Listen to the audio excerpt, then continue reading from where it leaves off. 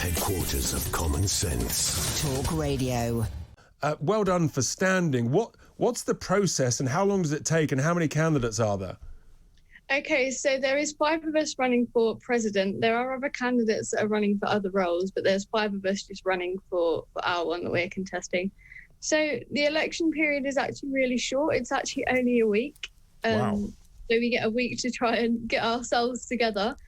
So the candidates got announced, I think, 2 days ago. And then now, of course, we have a week or so until voting opens and then shortly closes. I think it closes on the 2nd of March. So we don't have long.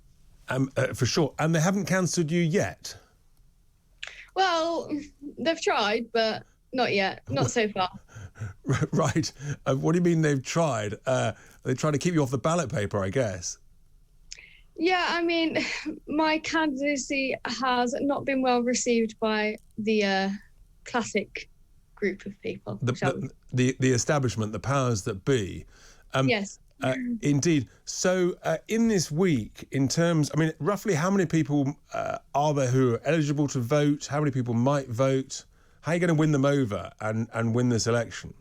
Well, everybody who is a student can vote, obviously, to be in the Students' Union elections. However, typically the turnout is all catastrophically low, around about 14%. 14%, wow. It's really, really low. So it's only typically those who tend to, be really involved in sort of student politics and stuff like that tend to vote. So I think that's how potentially I could win this election, is by, being an alternative for the people that usually typically would have no one to vote for. A little bit like we had a Ron campaign 2 years ago. I'm kind of like the Ron campaign this year, where what's your big slogan, your alternative vision that you hope will get people to vote for you as president of the union?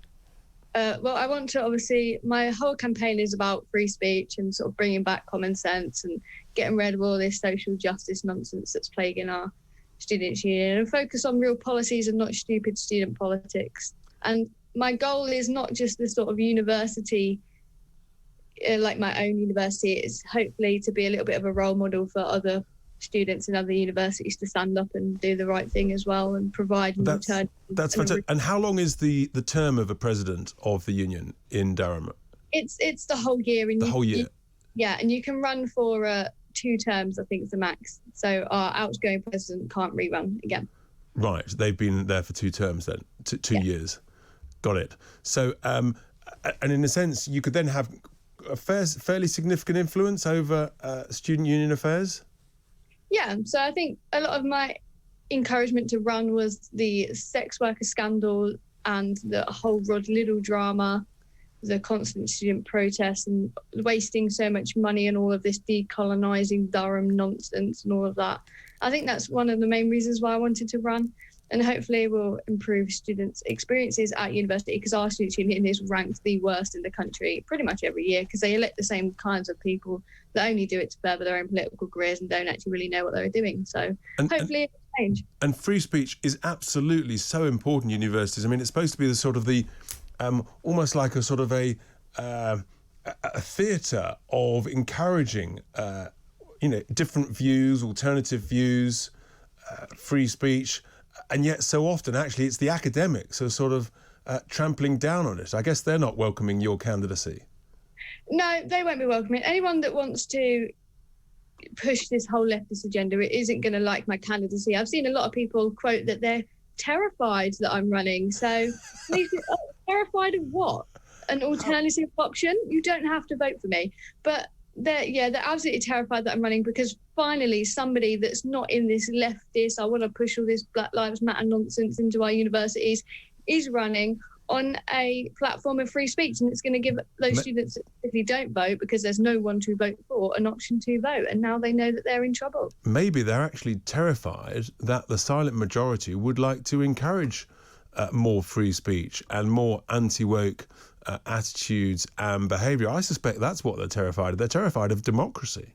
Yes, absolutely. And I even sort of heard it from, the trustees at the SU. They were like, oh, we're going over scenarios in our head. People might do with you what they did with the Ron vote, because 2 years ago people were just sick of all of the people. So reopened nominations won. which then subsequently got disqualified. Very non-biased, of course, but very democratic, these elections. But yeah, I hope to be a role model. I think that's my main goal. I want to really create what education's actually supposed to be, and that is education, not this indoctrinating woke nonsense. Absolutely. So I want to be a role model to others. So you've got a week's campaigning. So when will you know the result? 2nd of March. On the 2nd of March. Right. Okay. So in 2 weeks' time, we could announce the result. And actually, just whilst we've been speaking, Sophie, Jim has tweeted in, "Tell Sophie to go for it. Hope she wins," with a couple of claps. Absolutely. I think Jim is on to something without question. Well, look, Sophie, the very best of luck to you. A vital election. So courageous of you to stand up for free speech, for all who want to challenge the woke agenda. And in one of our greatest universities, Durham, I think that is really, really important. Good talk. Hot talk. Bold talk. Talk radio. Listen on your smart speaker. Watch it live on your smart TV. The world headquarters of common sense. Talk Radio.